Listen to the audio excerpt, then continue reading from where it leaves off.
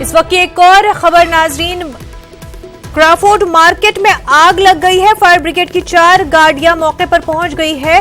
नाजरीन, इस वक्त की एक और बड़ी खबर, मुंबई क्राफोर्ड मार्केट में आग लग गई है और फायर ब्रिगेड की 4 गाड़ियां मौके पर पहुंच चुकी है। इस वक्त की एक और बड़ी खबर नाजरीन हम आपको बता रहे हैं जो कि मुंबई से है। क्राफोर्ड मार्केट में आग लगी है। फायर ब्रिगेड की 4 गाड़ियां मौके पर पहुंच चुकी है। राहतकारी का जो काम है वो लगातार जारी है। आग पर काबू पाने की कोशिशें जारी है।